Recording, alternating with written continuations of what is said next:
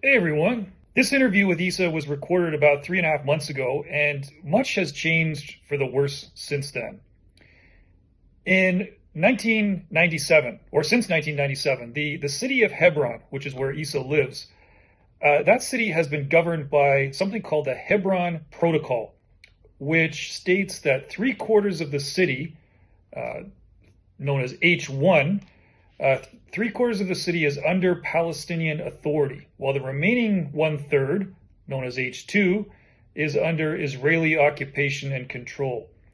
Issa's home is located in H2, which means he is subject not to Israeli civil law, but to Israeli military rule. Just this past week, Israel's finance minister announced that Israel is canceling the Hebron Protocol and taking over the entire city, paving the way for more settler aggression, seizure of Palestinian property, ethnic cleansing, on and on.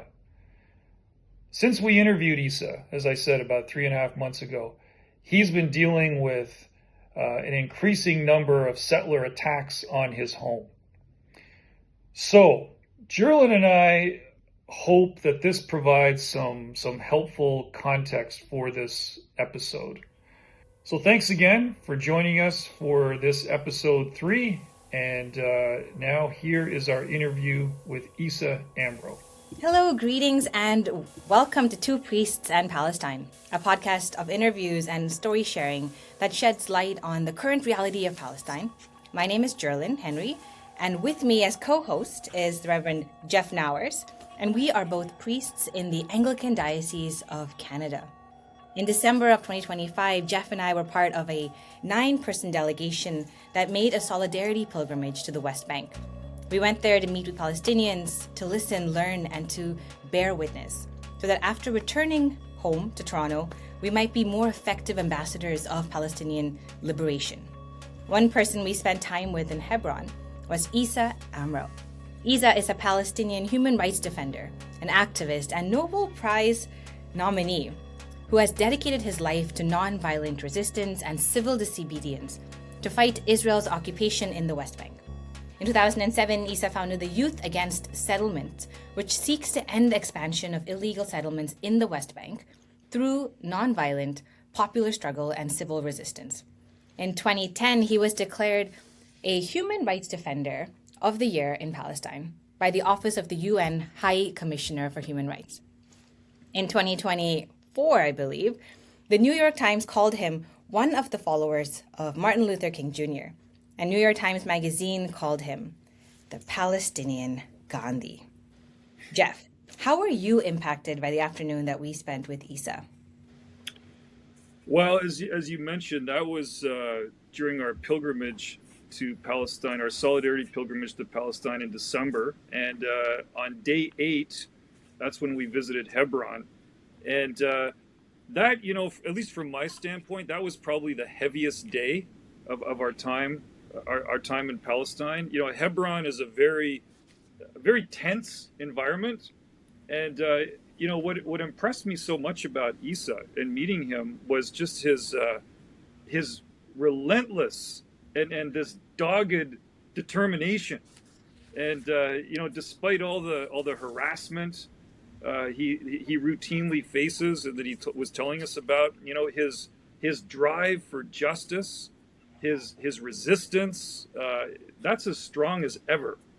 And so when we left his home, I felt very inspired by his fearlessness.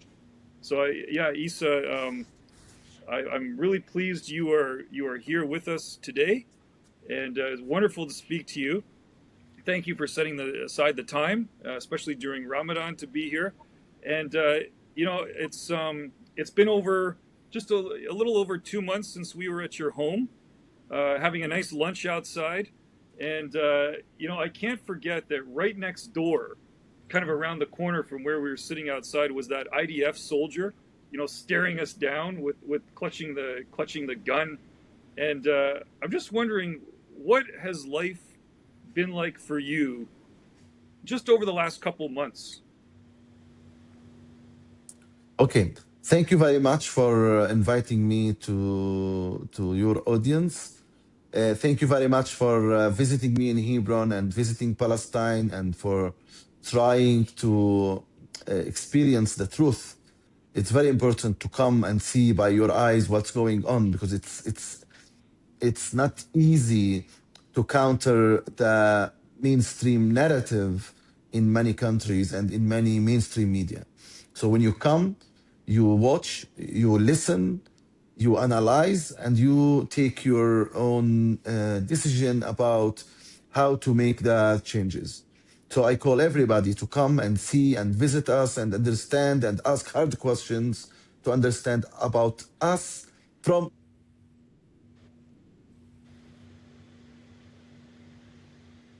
is really very hard. It's getting much worse.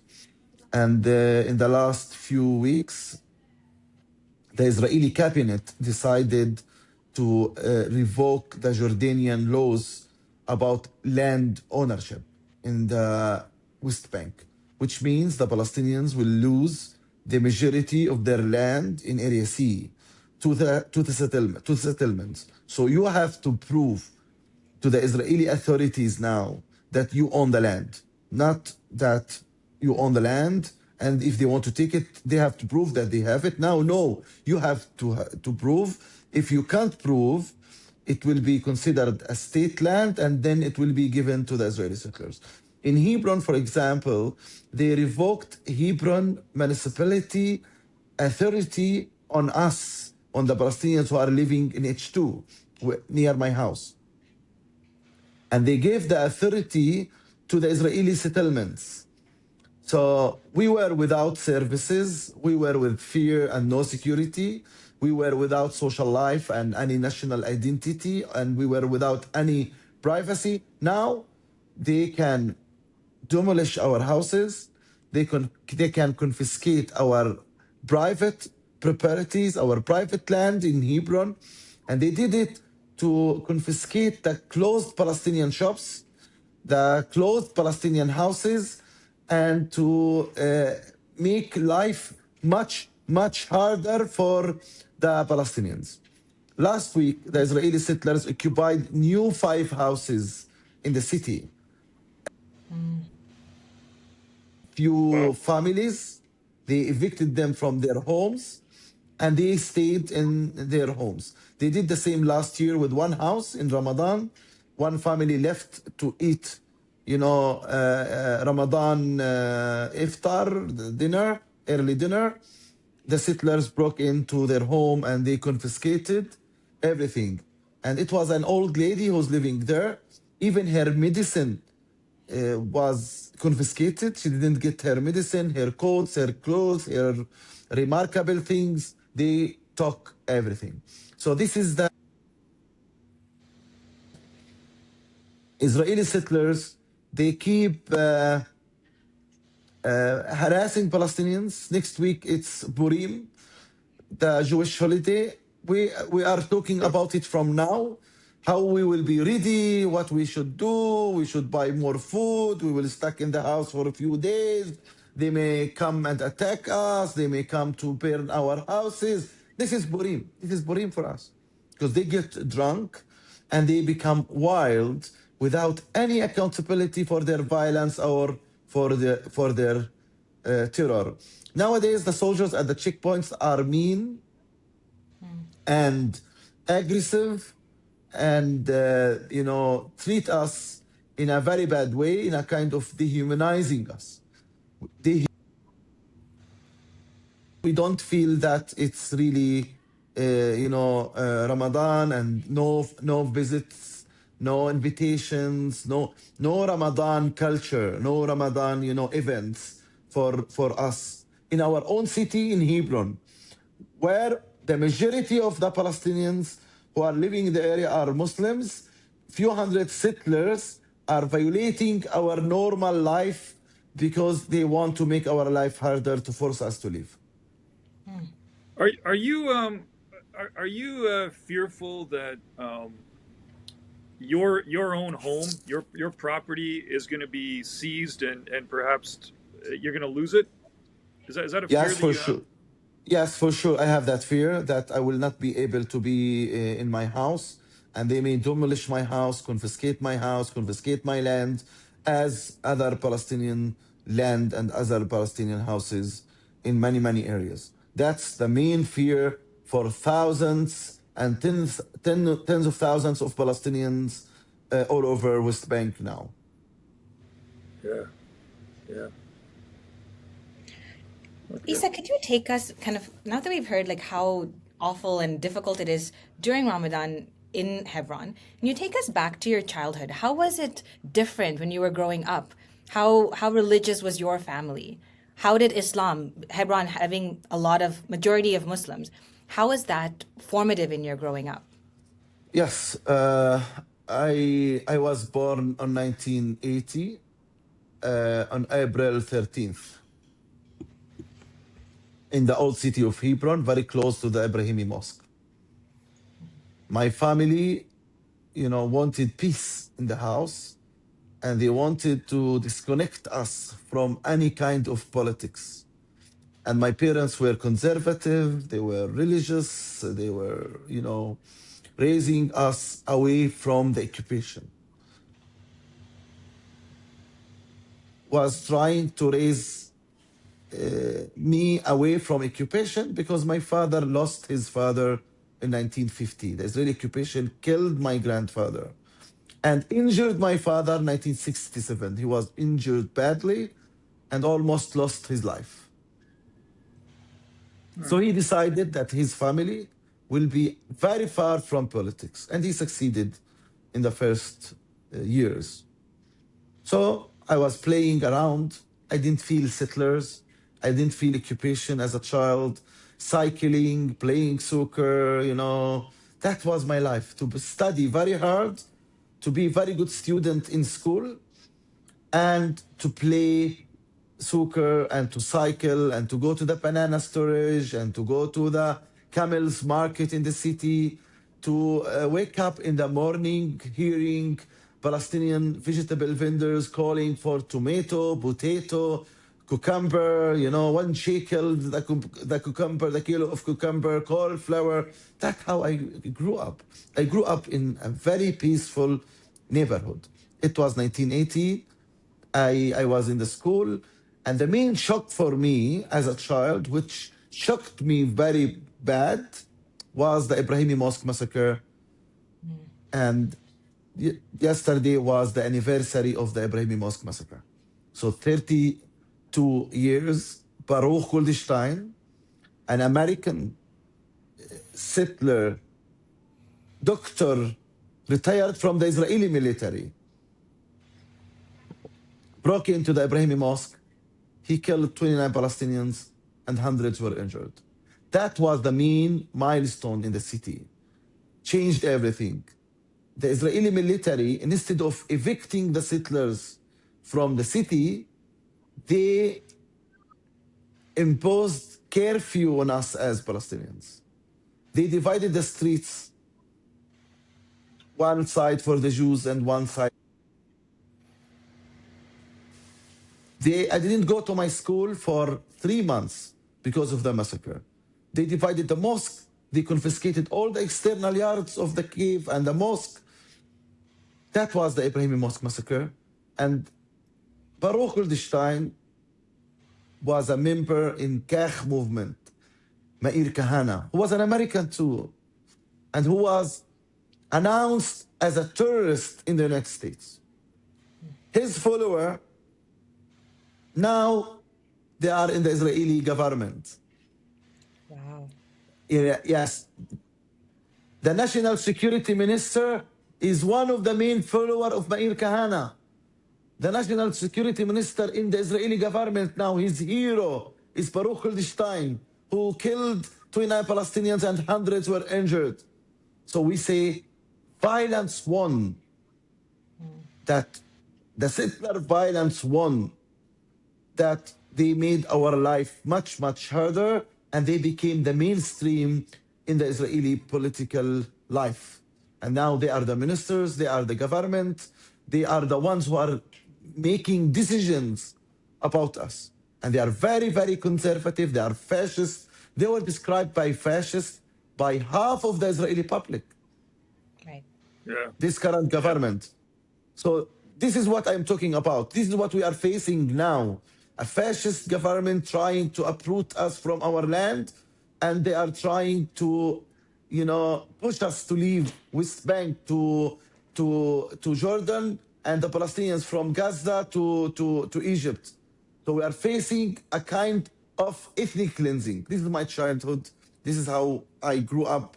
I grew up, my father holding my arm not to lose me because of Palestinian customers coming from all over West Bank to come to do shopping in Hebron. This is how I grew up. I grew up between vegetables, between fruits, between camels, in a very nice streets, no checkpoints, no closure. But unfortunately, by time, everything changed. Some of our listeners may have visited Hebron, but many have never been to Palestine before. And Hebron is the city where you live is divided into two territories, H1 and H2. What exactly does this division mean, and how did it come about? The you know 1997, the Israeli government agreed to to continue with Oslo peace agreement because the Israeli government changed after the assassination of Rabin, Ishaq Rabin, the peacemaker in Israel, by the Kahanis too. Hmm. And Igal Amir, who killed Ishaq Rabin, said in his testimony after he was arrested by the Israeli police that he attended the funeral of Baruch Goldstein and the support Baruch Goldstein got, and the chanting to him as a hero motivated him to kill Ishaq Rabin. Mm. So the Israeli fascist Kahanist parties did two things which affected Oslo. One, to do the Ibrahimi Mosque massacre and kill 21 Palestinians, and the reaction to that violence by violence made Oslo weaker. Then the assassination of Rabin almost killed the peace process, and then Netanyahu won the election and he became the prime minister of Israel. And in his first interviews, he was talking about ending Oslo Mm. and ending the peace process. The Hebron peace agreement was so hard agreement to the Palestinian Authority because the Israeli government refused to continue Oslo peace agreement to reach the Palestinian state. Because the main Oslo peace agreement was about one state is Israel and another state is Palestine next to each other. Yeah. But the Israeli government refused to give up land. And in Hebron peace agreement, you would see that by dividing the city to Hebron 1 under the Palestinian Authority control and Hebron 2 under the Israeli military control. So streets were divided for two parts, neighborhoods were divided for two parts, markets were divided for two parts, some houses were divided for two parts, H1, Hebron 1, and Hebron 2. And they said it's temporary till 1999, till we reach the two-state solution. Hebron will be part of the Palestinian state. For sure, the Israeli government refused to give up land and to continue with Oslo. And now we live in H1, H2, divided city, divided economically, divided politically, divided socially, and divided geographically.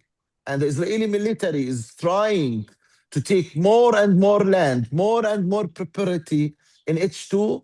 In the same time, they are doing their best to make the life of the Palestinians who are living in H2 harder and harder, to force them to leave to H1 till they force us to leave to other countries.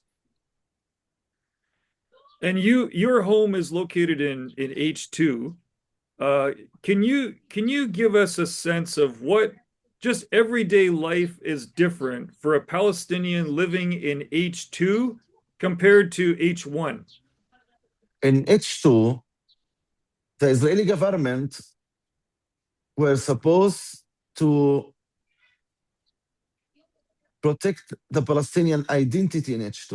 The Israeli governments were supposed to open the streets for us, reopen the markets for us, according to Hebron redeployment peace agreement.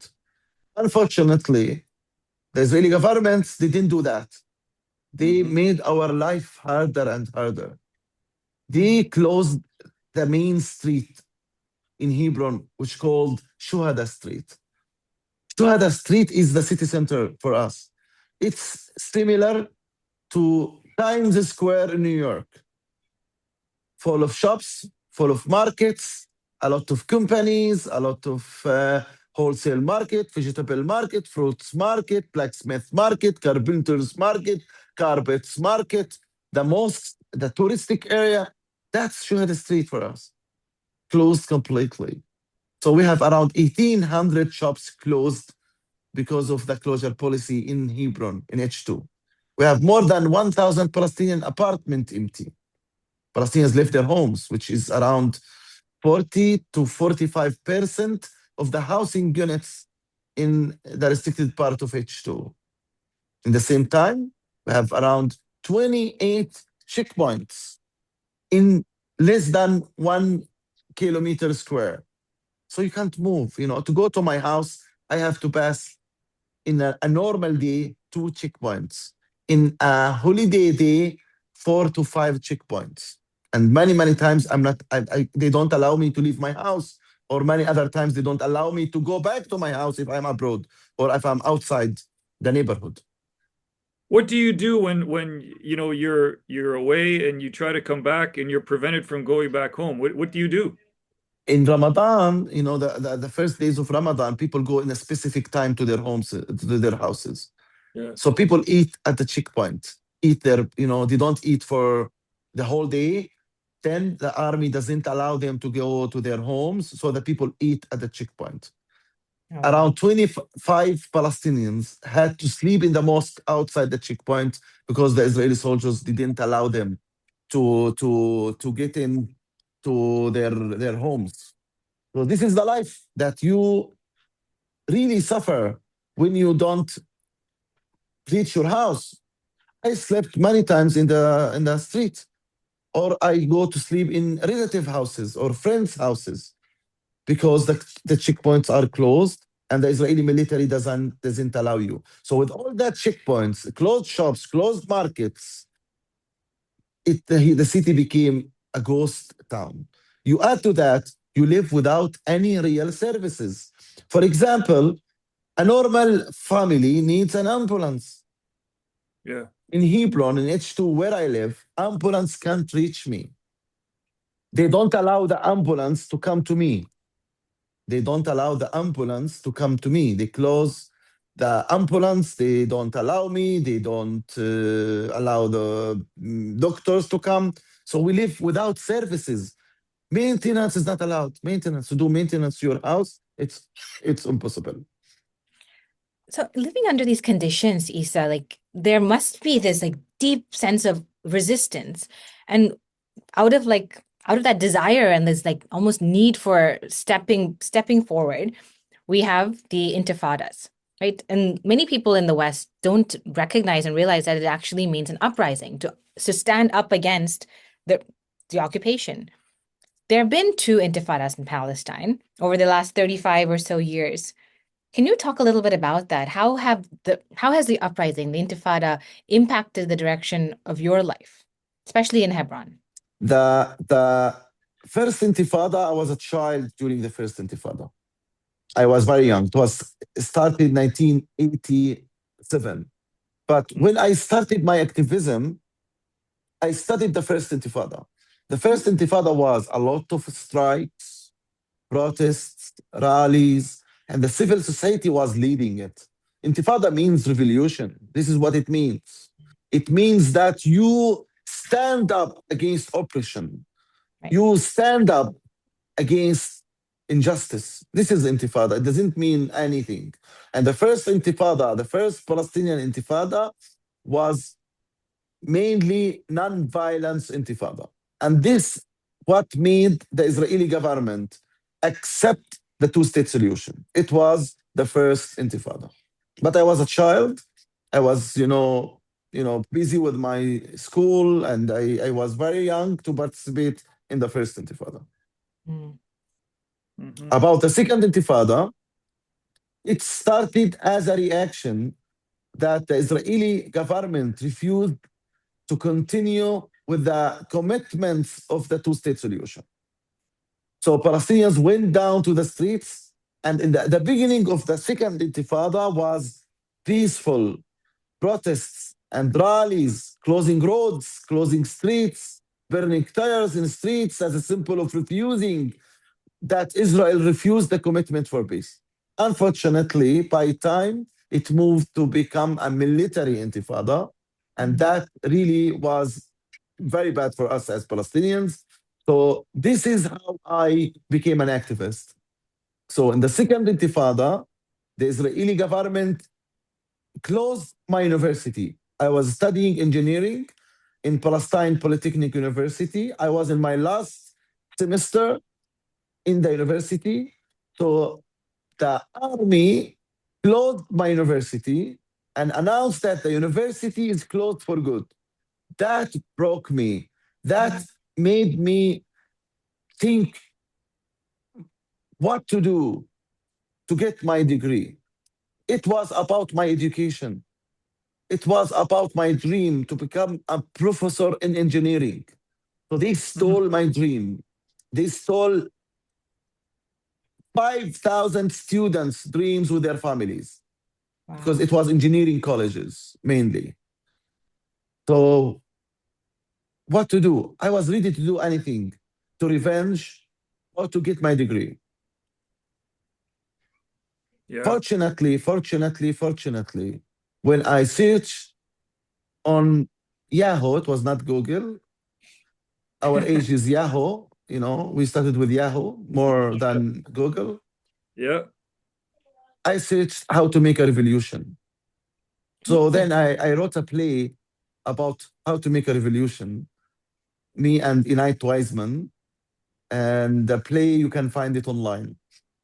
How to make a revolution. Luckily, what came first was Martin Luther King, anti-apartheid movement in South Africa, Gandhi style. So what came first to me was non-violence resistance. And Gene Sharp, and so I read a lot. And then, but it's all not Muslims, leaders. So I searched more. I found Bacha Khan, a Pakistani assistant of Gandhi, who motivated many Muslims to join non-violence resistance. I read what he was using to motivate his followers. I went back to the students, and I managed to convince the majority of the students to join our struggle or our intifada to reopen our university. It's only about education. That's how we did it. And in few months, we occupied the closed campus, reopened the sealed, welded doors and gates, and we started studying, and we did civil disobedience to the Israeli military, and we refused to leave the university. We stayed in for weeks till the Israeli military gave up and allowed us to reopen the university. So I tasted the victory of nonviolence resistance. I graduated as an engineer and as an activist. So the Israeli military forced me to become an activist. I didn't want. I wanted to only, get my education. That's the typical Palestinian families, that they want to raise their children with education, with skills, to be able to earn their life under occupation. This is how the majority of Palestinian families. So I was forced to become an activist who's working day and night to make the Israeli occupation costly, to make Israeli apartheid costly, to document the human rights violations, to motivate youth to join nonviolence resistance, and to be the voice of the voiceless Palestinian victims from the Israeli occupation and apartheid, injustice, and inequality. Can you say, you just said, make the Israeli occupation costly. What exactly do you mean by that? It means, as an American, be creative how to harm the occupation. So how to make the Israeli occupation costly? You do it in two ways. One way, you raise Palestinian voices, level up Palestinian voices, support Palestinian education, support Palestinian economy, support Palestinian artists, support Palestinian sports. So leveling up Palestinians, all their life details, it's harming the occupation and making the occupation costly. Because Americans will understand that Palestinians are human beings as them, and they deserve equality and justice. This is one. On the other hand, expose the Israeli occupation, expose the supporters of the Israeli occupation, stop the funding of the Israeli settlements, stop the goods which are coming from the Israeli settlements, stop the investments in the Israeli settlements, and stop any relationship with the Israeli settlements. Talk to Americans who are donating a lot of money to Israeli settlers. So this is how we can make the occupation costly, by raising Palestinian those Palestinian people and treat them as a human being. On the other hand, to document the human rights violations, to expose the human rights violations, and to stop any kind of relationship with the occupation, with the occupier, or with anybody who supports the occupier. Okay, yeah, that's remarkable. Yeah, it goes hand in hand very much with the BDS movement. Yes, for sure. BDS is a non-violence act, and it's a free speech, and people can do for sure make the occupation costly using BDS for sure. All right, all right. You know, I wanted to ask you, last year you were nominated for the Nobel Peace Prize with Jeff Halper. And for anyone who isn't familiar with Jeff Halper, he's a Jewish anti-Zionist. He's an academic, very strong advocate for a one-state solution. And I think it's, I just want to say, I think it's regrettable that that award went to Ms. Machado of Venezuela. But at any rate, I wanted to ask you. It went to a traitor. Yeah, yeah, yeah, for sure. Who Trump then wants to just supporter. turn around and give it to Mr. Trump, So, Yeah, um, she gave it to Trump, unfortunately. yeah, yeah. How did you meet Jeff Halper? How did you come to know him, and what kind of work have you collaborated on with together? I'm very proud of my Israeli partners. I have many Israeli activists and Israeli and American activists. Jeff is an American Israeli Jewish activist, and we Yeah. have many American Jewish activists and many Israeli activists who really work with us to make the occupation costly. So me and Jeff worked together to rebuild Palestinian houses which the Israeli occupation demolished. Jeff Ah, founded ICAD, Israeli Committee Against House Demolition, and he was rebuilding Palestinian demolished houses. And we worked to keep Palestinians stay in their homes and to have quality life in the targeted areas. Not only Jeff, we have Breaking the Silence. They do a lot of tours, advocacy, a lot of legal work to make the occupation costly.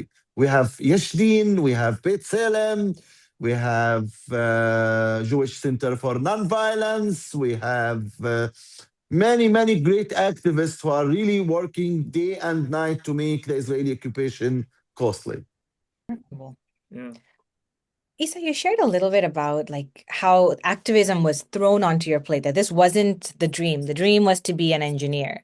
How do you hold the dreams you still have for your life right alongside the circumstances of your life? What are the dreams now? Is it all occupation related? Dear, never ever stop dreaming. Mm, You even, everybody listening to us, keep dreaming.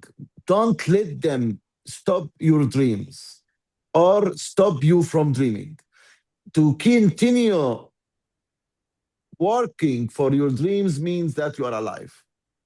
I am now working for my PhD on engineering too, so I didn't stop. I continued, my dream, and the That's same time, fantastic.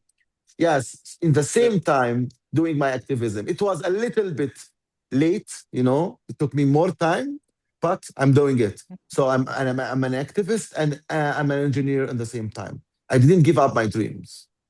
And I have dreams. I have new dreams now to see my people living in democracy, living in freedom, living with justice, living with accountability to their oppressor and to their occupiers. I'm very proud that I'm able till now to be the voice of the voiceless Palestinian victims who are not able to talk about their suffering. So I'm trying to continue doing it till we get our freedom and justice and equality, because it's not easy to become a selfish now that I only dream about myself. I dream for everybody now.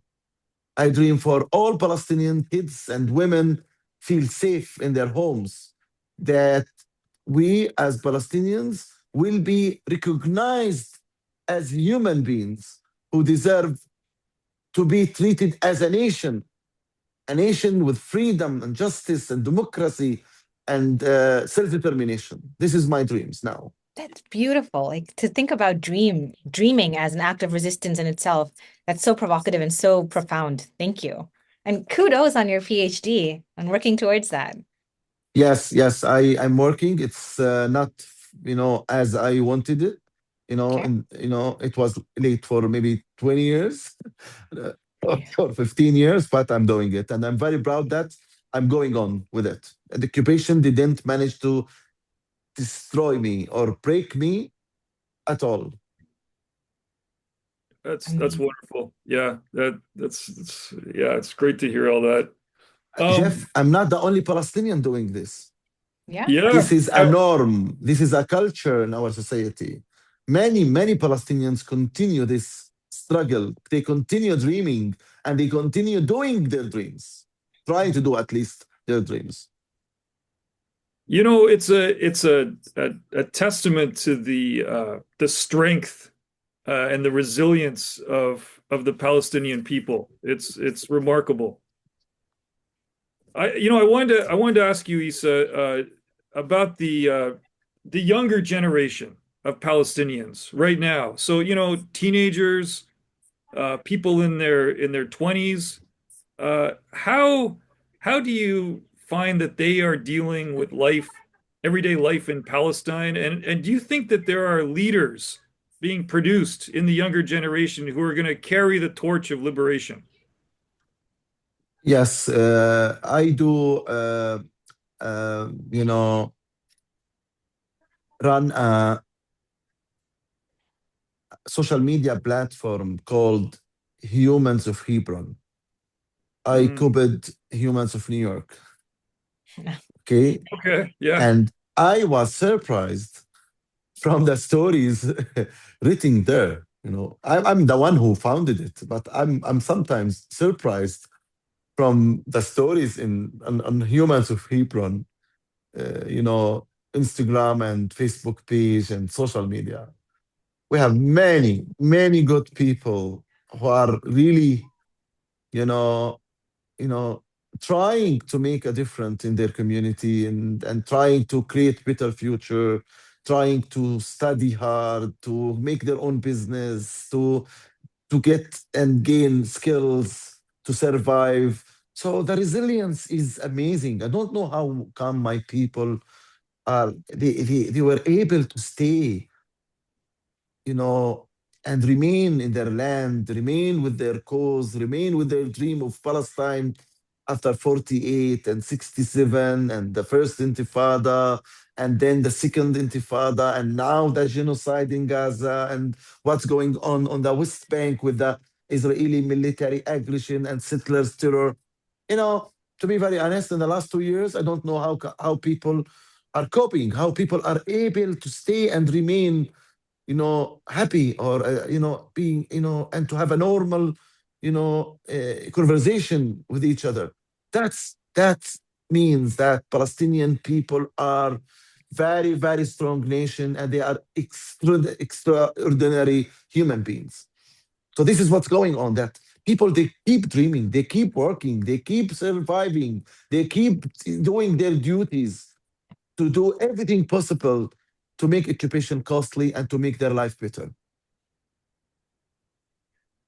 Yeah. I, Yeah. I heard this phrase like a while ago, and like I think it was talking about like war, and it said how like wars aren't won by appealing to the moral of the one that we're battling against. But it seems like in the way that Palestine and Palestinians resist, it's moved just from saying we are human to all these strategies that accompany dismantling this empire of occupation. And that's so profound that wars aren't won by just appealing to the moral, but appealing to strategies. And part of that is resilience. Thank you. You know what? I was described by many newspapers and many scholars as the Palestinian Gandhi. I Mhm. tell them, what? We have many Gandhis. Mm. The teachers who struggle to go to the schools every morning to teach the students in spite of the occupation restrictions, closure, and intimidation. That's resistance.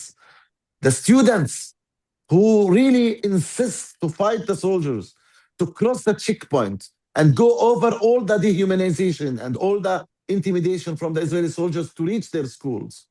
They are heroes. They are Gandhis. The women, the Palestinian women, because the women in our society, they are the decision makers inside the house.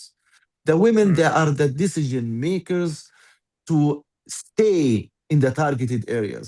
So in Susia, in Jordan Valley, in H2, in Hebron, it's the women who decided to confront the Israeli occupation and stay in their homes and not to leave. And it means protection of the Palestinian identity. The Palestinian journalists in the West Bank, they fight the soldiers to document what's going on and to tell the world the truth. The Palestinian lawyers, the same, they fight to go to the international criminal court. They fight in the Israeli military courts, the same as Palestinian writers. To write an article, you pay a very high price. To write to media, you pay a very high price. To be a professor in the university, they follow your lectures. The imams, to lead their Muslims to stay and remain strong in front of the Israeli military aggression and apartheid. It's not something small. So we have Gandhis in our own society, teachers, students, women, lawyers, journalists, farmers who insist to go to their land to protect the land from the Israeli settlers, the workers who wake up at 3 a.m. to go to their work and pass the checkpoints. Everybody is struggling to find better life under the occupation with existence is resistance. This Mm. is what we say all the time as Mm. Palestinians. Wow. That's Existence is resistance. Yeah. You know, Issa, I'm mindful of the time, and I wanted to ask you another question if I could, just to change the topic a little bit. You talked about playing soccer when you were younger, and your love for soccer. The World Cup is coming to the United States this year, and also to Canada. And some people are calling for a boycott of the games. And I just want to know what's your opinion about all that? Jeff, I love soccer so much. And when I was a child, I was playing in the morning and in the afternoon and in a club, playing, 4 or 5 hours a day. Yeah. Okay. That's the minimum. Okay. And I Sounds like was me with basketball. yes, and when I was when I became an activist, I didn't have enough time to play, but I had enough time to watch matches and I follow. And this year, I was planning to come to the United States to do a tour and watch the World Cup. Wow. Unfortunately, we as Palestinians are banned by the current American administration. We're not allowed to come to watch the World Cup in the United States now. Why? Because we are Palestinians. And the American embassy just announced that they will give services to the settlers in the West Bank, you know, and we, the Palestinians, live next to the settlers. We are not allowed to have the same access to American, embassies and services, consular services. So I'm not allowed to get a visa now to come to the United States to watch, the World Cup. Yes, for sure. I asked my American friends and the American equality movement to boycott the World Cup because they want to make money from the World Cup, but in the same time they are preventing Palestinians from from from joining. Not only Palestinians, many other people in the world are not allowed to come to the United States based on their ethnicity and their race and their origin without doing anything illegal, without even believing in any kind of violence. I am the most famous Palestinian human rights defender. I'm not allowed to come to the United States to join my American friends to watch football matches, soccer matches, World Cup, because Mr. Trump didn't want us to come. Mm-hmm. It's a kind of punishment for us. As the occupation is oppressing us, the current American administration is oppressing Palestinians for being biased with the occupiers and the Israeli oppressors, and for not even letting us to come to the United States to meet our American friends, our American brothers and sisters who are supporting us, especially after the majority of the American public now they support the Palestinian rights, the Palestinian cause, and they are against the war and they are against the occupation. Yeah, there's a profound injustice there that you've just named. I'm glad you raised this for our listeners.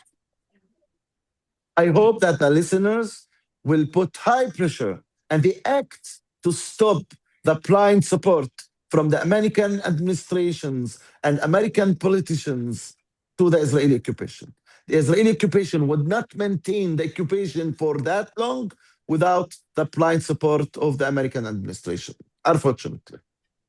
The role of the United States in the Israeli occupation cannot be denied. Do you want to say more about that in terms of how you view the United States in this situation?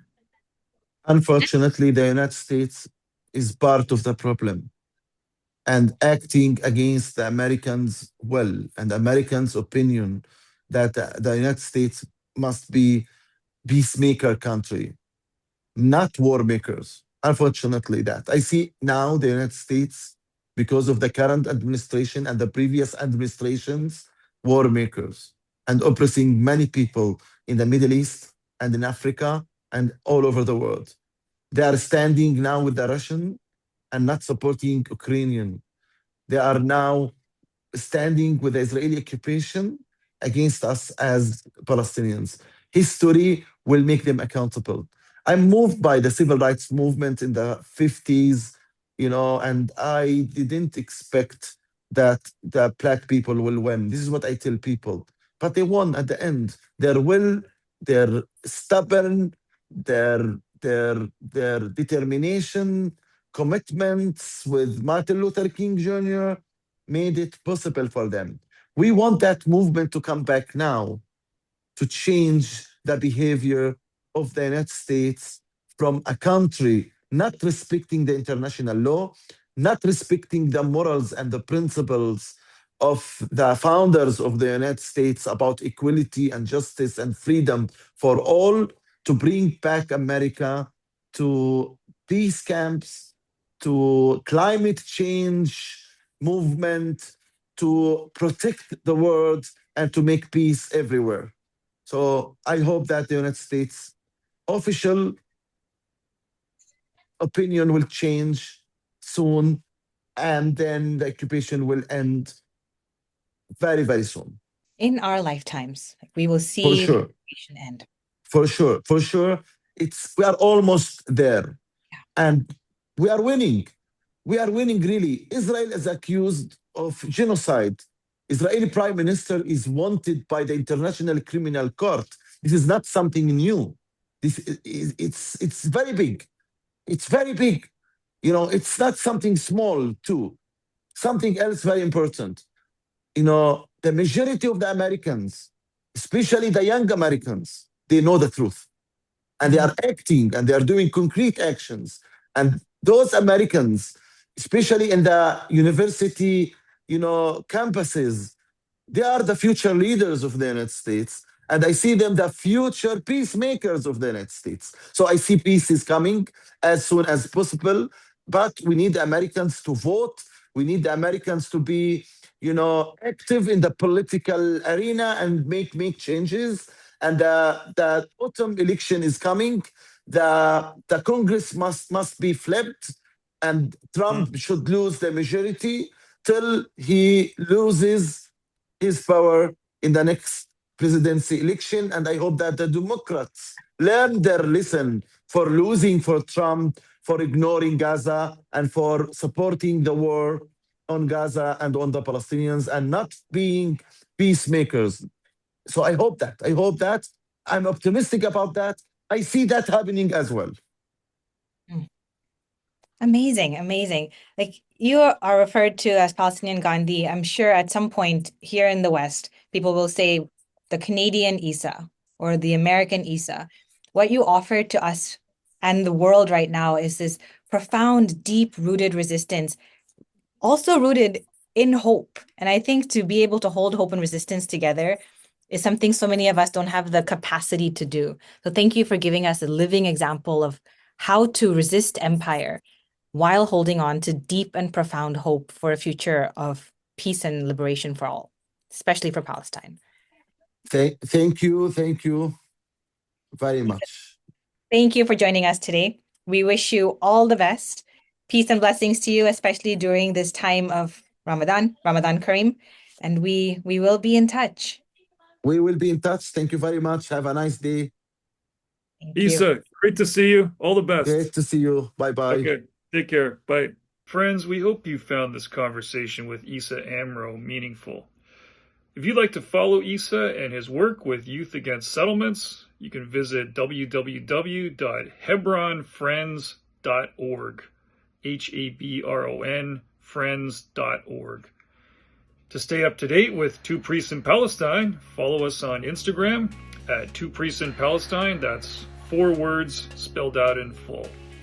You can find Gerlin on Instagram at Gerlin Henry, GERLYN Henry. And you can follow me at Jeff Nowers, JEFFNOWERS. Thank you for joining us. Episode 4 of Two Priests in Palestine will be available on Sunday, July the 5th. Until then, be forward ever and backward never.